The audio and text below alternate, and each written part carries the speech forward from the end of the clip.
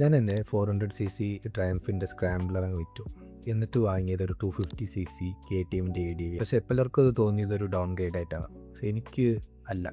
ഞാനത് ഇൻറ്റൻഷനലി ഒരു കുറഞ്ഞ CC വണ്ടി വാങ്ങിയതാണ്. അതിൻ്റെ റീസൺസ് പലതുണ്ട്. എന്നെ സംബന്ധിച്ചിടത്തോളം ബൈക്ക് എന്ന് പറയുന്നത് വെറും പവർ ഫിഗേഴ്സോ അല്ലെങ്കിൽ ടോർക്ക് പവർ ഇതൊന്നല്ല. എനിക്ക് പല ബാക്കിയുള്ള ആസ്പെക്ട്സും നമുക്കത് ഓടിക്കുമ്പോൾ കിട്ടുന്ന സമാധാനം, കൺവീനിയൻറ്റ്, അതിന് പല റീസൺസ് ഉണ്ട്. ആദ്യത്തെ വണ്ടിയായിട്ട് ഒരു 125cc സ്കൂട്ടറിന്ന് പിന്നെ ഒരു 200cc വണ്ടി എടുക്കുന്നു, പിന്നെ ഒരു 400cc വണ്ടി എടുക്കുന്നു. ഓബ്വിയസ്ലി ആൾക്കാർ ചിന്തിക്കും നമ്മൾ അടുത്തൊരു അപ്ഗ്രേഡ് ആണല്ലോ, അടുത്ത വണ്ടി എന്ന് പറയുമ്പോൾ എപ്പോഴും നമ്മുടെ നിലവിലുള്ള വണ്ടിയേക്കാളും മുകളിൽ പോകണം. പക്ഷേ എന്നെ സംബന്ധിച്ചിടത്തോളം നമ്മളൊരു ലെവൽ എത്തിക്കഴിഞ്ഞ് കഴിഞ്ഞാൽ നമ്മൾക്ക് നമ്മുടെ യൂസബിലിറ്റി അല്ലെങ്കിൽ അതിൻ്റെ മറ്റ് കൺവീനിയൻറ്റ് ഫാക്ടേഴ്സ് കൂടെ നമ്മൾ പരിഗണിക്കാൻ തുടങ്ങും. അതെന്തൊക്കെയാണെന്ന് നമുക്ക് ഡീറ്റെയിൽ ആയിട്ട് നോക്കിയാലോ. അപ്പോൾ 2024 മാർച്ചിലാണ് ഞാൻ ഈ ട്രയംഫിൻ്റെ സ്ക്രാംബ്ലർ 400X എടുക്കുന്നത്. അത് എന്നെ സംബന്ധിച്ചിടത്തോളം വളരെ ഇഷ്ടപ്പെട്ടു. അതിൻ്റെ ഡിസൈനും ഭംഗിയും വണ്ടി ഓടിച്ചിട്ടൊക്കെ ഇഷ്ടപ്പെട്ട് വാങ്ങിയ വണ്ടി തന്നെയാണ്. ആരും നിർബന്ധിച്ചിട്ടൊന്നുമല്ല, എൻ്റെ സ്വന്തം ഇഷ്ടപ്രകാരം വാങ്ങിയ. ടെസ്റ്റ് റൈഡൊക്കെ അടിക്കുമ്പോൾ എനിക്ക് കിട്ടിയ ഒരു അഡ്രിനാലിൻ റഷ് ഉണ്ട്, അത് ഭയങ്കര പെർഫെക്റ്റാണ് അത് കിട്ടുന്നത്. ഞാൻ അങ്ങനെ പറയുന്നത് ഓടിച്ചിട്ടേക്ക് കിട്ടുന്ന ത്രോട്ടൽ റെസ്പോൺസൊക്കെ എന്നെ അങ്ങ് വളരെ വേറെ ലെവലിൽ എത്തിച്ചു. എന്നിട്ടത് ഓടിച്ച് തുടങ്ങിയപ്പോൾ എനിക്ക് കുറച്ച് കാര്യങ്ങൾ എവിടേക്കോ പാളി തുടങ്ങിയത് ഫീൽ ചെയ്തു. എന്താ വെച്ച് കഴിഞ്ഞാൽ, ഒന്നാമത്തെ കാര്യം, ഈ സാധനം 150-ലൊക്കെ സുഖമായിട്ട് പോകും കേട്ടോ, ഒരു പ്രശ്നവും ഇല്ല.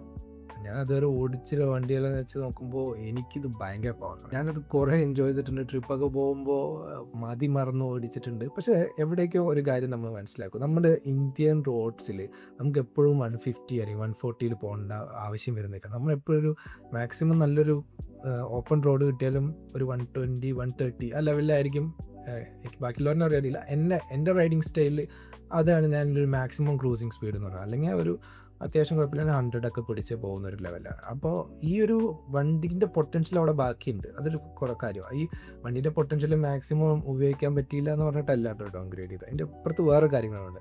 ഈ സാധനം നമ്മൾ സിറ്റി ടൗണിൽ കൂടെ എടുത്ത് പോകുന്ന സമയത്തുണ്ടല്ലോ, ചിലപ്പോൾ നമ്മൾ ട്രൗസർ ആക്കിയിട്ടുണ്ടാവുക, ചിലപ്പോൾ ഒരു ചപ്പൽ മാത്രം ആക്കിയിട്ടുണ്ടാവുക. ഈ സാധനം എടുത്തിട്ട് ഒന്ന് പുറത്തിറങ്ങി 2 മിനിറ്റ് കഴിയുമ്പോഴേക്കും കാല് പൊള്ളാൻ തുടങ്ങും. അത് ഉച്ചയ്ക്കാണെങ്കിൽ പറയാൻ വേണ്ട. പിന്നെ അത്യാവശ്യം ഒടുക്കത്തെ വെയിറ്റും. ഒരു മാനേജബിൾ ആണെങ്കിലും ഒരു യൂ ടേൺ ഒക്കെ വരുമ്പോൾ ആദ്യമൊക്കെ ഞാൻ കുറച്ച് സ്ട്രഗിൾ ചെയ്യും. പിന്നെ ഞാൻ ആ ഒരു വെയിറ്റിൻ്റെ സാധനം മെല്ലെ മെല്ലെ ഞാനങ്ങ് വയറ്റിലാക്കി. പക്ഷേ ഈ ചൂടുണ്ടല്ലോ, ചൂട് സഹിക്കാൻ പറ്റില്ല. പിന്നെ അടുത്ത കാര്യം ഈ പവറും. പിന്നെ മൈലേജും കാര്യമായിട്ടൊന്നും ഉണ്ടായിരുന്നില്ല. ഒരു 22, 23, 21 ലെവലിലൊക്കെയാണ് എനിക്ക് കിട്ടിയിട്ടുള്ളത്. ഇത്രയും പവറുള്ള വണ്ടിക്ക് മൈലേജ് ചോദിക്കണതിൽ കാര്യമില്ല. പക്ഷേ കുഴപ്പമില്ല, അത്യാവശ്യം കുഴപ്പമില്ലാത്തൊരു മൈലേജ് തന്നെയാണ് ഞാൻ വിചാരിക്കുന്നത്. വണ്ടിക്ക് വേറെ ഒരു കുഴപ്പമില്ല കേട്ടോ. വണ്ടി എങ്ങനെയാണോ ഡിസൈൻ ചെയ്തത് അതേപോലെ തന്നെയാണ് വണ്ടി. പക്ഷേ നമ്മൾ യൂസബിലിറ്റി നോക്കുമ്പോൾ ഇത്രയും പ്രശ്നങ്ങളുണ്ട്. പിന്നെ ഒരു സാഹചര്യം വന്നപ്പോഴേക്ക് വണ്ടി വെക്കേണ്ടി വന്നു. അപ്പോൾ സ്വാഭാവികമായിട്ടും അടുത്ത വണ്ടി എന്നുള്ളൊരു അവസ്ഥയിൽ നമ്മളൊന്നില്ലെങ്കിൽ അതേ ലെവലിൽ പവറുള്ള അല്ലെങ്കിൽ മുകളിൽ, ഞാൻ നേരത്തെ പറഞ്ഞല്ലോ, അതാണ് നമ്മുടെ ഒരു സൊസൈറ്റിയിൽ നോമിനൽ സ്ട്രക്ചർ പിടിച്ച് വെച്ചിരിക്കുന്നത്. നമ്മളൊരു ഫോൺ വാങ്ങി അടുത്ത് വടിയും അതിനും കാട്ടി മുന്തിയ ഫോൺ അല്ലെങ്കിൽ അതിനൊരു വിലയുള്ളൊരു ഫോൺ, അങ്ങനെ സാധനം ഇങ്ങനെ നിലവിൽ ഒരു മിഥ്യാധാരണയുണ്ട്. അപ്പോൾ ഞാൻ നോക്കുന്ന സമയത്ത് ഞാൻ ആദ്യം ഈ ADV 390 ഞാൻ ടെസ്റ്റ് റൈഡ് അടിച്ചു. അതിൻ്റെ കൂടെ തന്നെ 250 ഞാൻ ടെസ്റ്റ് റൈഡ് അടിച്ചു. ADV 390 ആദ്യം ഞാൻ ഓടിക്കുന്നത്. അതിന് നല്ല പവറുണ്ട്, അത്യാവശ്യം നല്ല നമുക്ക് സാധനമുണ്ട്. പക്ഷേ ഈ മറ്റേ വണ്ടിയിൽ ഞാൻ ഫേസ് ചെയ്ത എല്ലാ പ്രശ്നങ്ങളും അവിടെ ഉണ്ട്. ഈ ചൂട്, എനിക്ക് പവർ മൊത്തം എല്ലാ സമയവും ആവശ്യം വരില്ല. എന്നെ സംബന്ധിച്ചിടത്തോളം ഒരു മിക്സർ റൈഡാണ്. അതായത് എനിക്ക് ടൗണിലും പോകണം, എനിക്ക് ടൂറിങ് ചെയ്യണം, എല്ലാം ചെയ്യണം എന്നുള്ളൊരു ലെവലിലാണ് നിൽക്കുന്നത്. അത് കഴിഞ്ഞിട്ട് ഞാൻ 250 എടുത്തു. 250 എടുത്തപ്പോൾ കുഴപ്പമില്ല, പവർ കുറച്ച് കുറവുണ്ട്, കുറച്ച് പമ്മിൻ്റാണ് പോകുന്നത്. പക്ഷേ ഒന്ന് കൊടുത്തു കഴിഞ്ഞാൽ ഒരു 7000, 8000 RPM എത്തുമ്പോൾ നമ്മുടെ ഫൺ ലെവൽ വരുന്നുണ്ട്. അത്യാവശ്യം കുഴപ്പമില്ലാത്ത നല്ല ബ്രേക്കിംഗ് ഉണ്ട്, നല്ല പോസ്റ്ററാണ്, നമുക്ക് ടൂർ ചെയ്യാം, എല്ലാ കാര്യങ്ങളും ഉണ്ടെന്ന് എനിക്കൊരു ഫീൽ. പിന്നെ മറിച്ചൊന്നും ആലോചിച്ചില്ല.